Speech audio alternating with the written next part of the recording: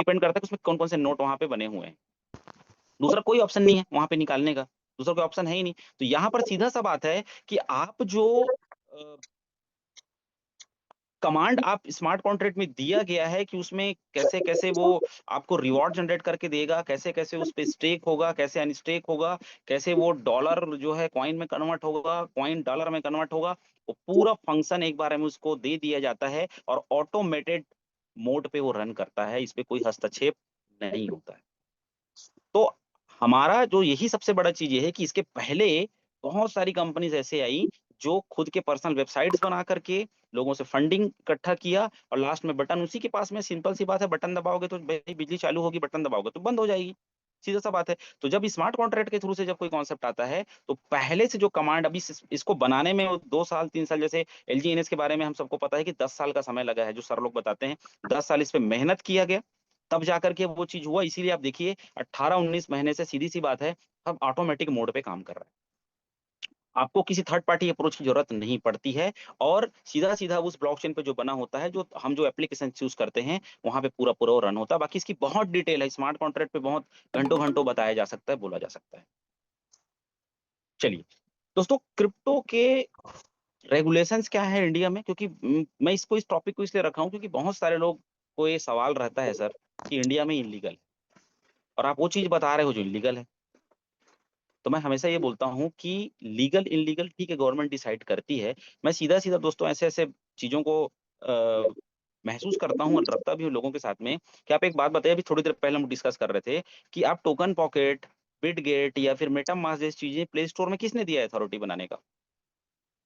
TikTok delete हो गया, अभी बहुत सारे गेमिंग प्लेटफॉर्म को बंद कर दिया गया है ना, ड्रीम इलेवन दुनिया भर के जो भी चल रहे थे प्ले स्टोर से गायब हैं, क्यों? क्योंकि उसका भी एक सिस्टम है, उसका भी एक अथॉरिटी है जहां पर एप्लीकेशंस को भी कौन से एप्लीकेशंस को इंडिया में रन कराना है। जैसे आप चाइना में जाओ ना तो फेसबुक चलता है ना यूट्यूब चलता है, वहां पे कूटूब चलता है, उन लोगों का खुद का बुक है, दूसरा फेसबुक है उन लोगों का।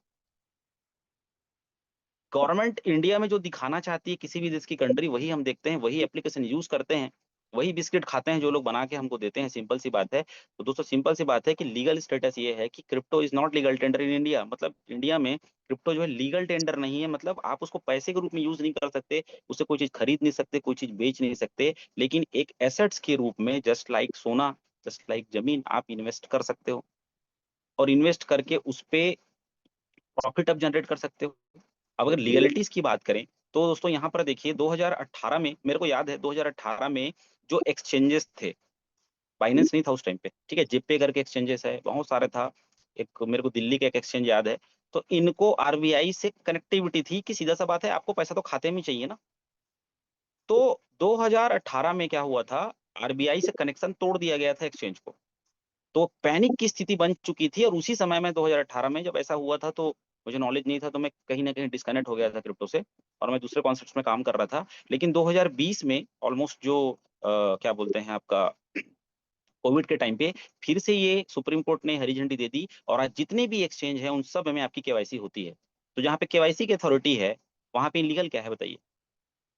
100% लीगल, जहां पर इलीगल मतलब इस पे एक रेगुलेट किया गया है इसको, क्योंकि देखिए आप जो चीज इंस्टॉल कर रहे हो टोकन पॉकेट, उसमें कितना करोड़ का या कितने लाख का आपने फंड रखा है, ये गवर्नमेंट उसको ट्रेस नहीं कर सकती क्योंकि ब्लॉकचेन टेक्नोलॉजी पे है, बैंकिंग पे कर सकती है वो। तो P2P इतने हो रहे हैं मार्केट में, तो गवर्नमेंट को पता है कि हम रोक ही नहीं सकते, रोक ही नहीं सकते उस चीज को। आप इंटरनेट में क्या चीज देखते हो गवर्नमेंट कैसे पता लगाएगी इसको? लगा ही नहीं सकती, इतना पॉपुलेशन है। तो टैक्सेशन स्लैब यहाँ पे लाया गया है जहां पर आप जब प्रॉफिट जनरेट करते हो तो 33% का टैक्सेशन है, जिसमें टैक्सेशन दोस्तों वो इलीगल कैसे हो सकता है? हाँ, जब तक वो हरी झंडी नहीं मिलेगी तो लोगों को, जो लोग इस पे नॉलेज नहीं रखते या जो लोग इसको पसंद नहीं करते वो लोग तो नेगेटिव बात को ही करेंगे ना। लेकिन जो लोग, आज देखिए आज ऐसे सिस्टम बना गया दिया गया है जहाँ पे आप कुछ भी अगर आपके ट्रांजेक्शन होते हैं तो जहाँ पे आप टैक्स दे रहे हो तो सिंपल सी बात, अच्छी बात है, टैक्स देना तो अच्छी बात है, क्रिप्टो से कमा के आप टैक्स दे रहे हो।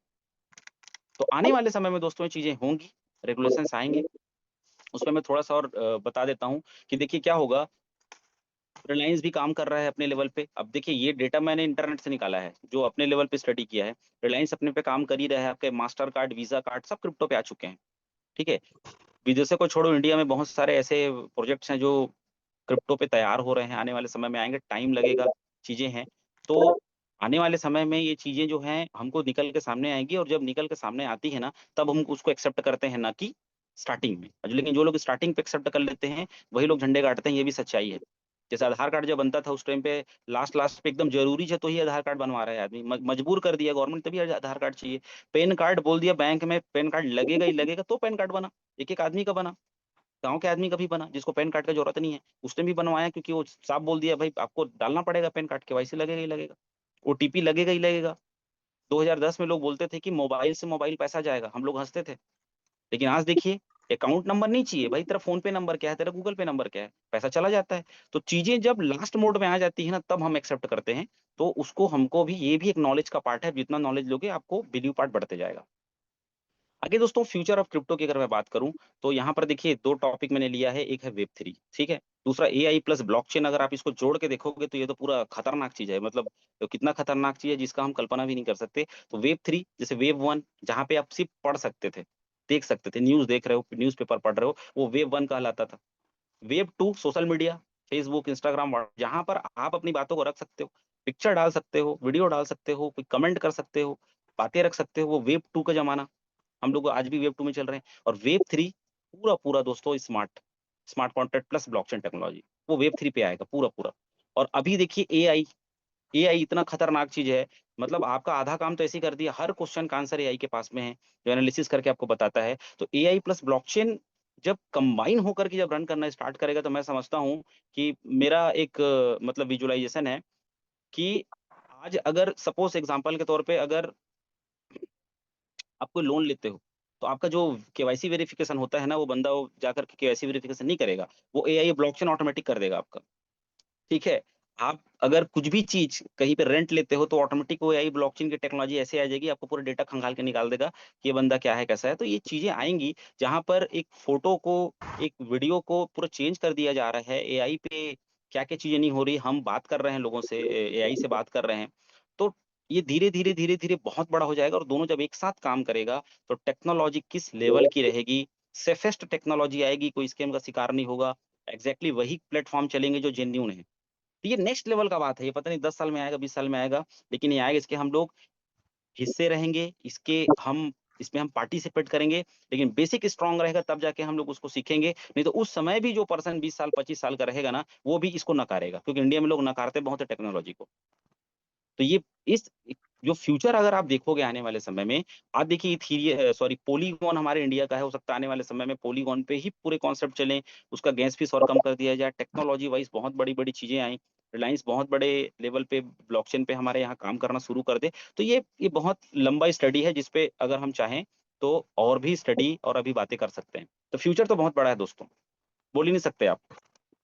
क्रिप्टो एसेट्स की अगर हम बात करें दोस्तों, एक बहुत अच्छा बात बीच में मैं सुना था इसी मीटिंग में कि आप जो प्रॉफ़िट जनरेट कर रहे हो, उस प्रॉफ़िट को आप एक प्लान से दूसरे प्लान में मत लेके जाओ और ऐसे जिन लोगों ने किया, उन लोग बहुत लॉस में हुए क्योंकि आज के डेट में मैं तो कल रात में ही देख रहा था 25% 0.25% हमारा एपीवाई चला गया है। यहाँ से आप जनरेट कर रहे हो और फालतू प्लान में आप डाल के उसको खत्म कर दे रहे हो, तो आपका एक्सपीरियंस क्या रहेगा?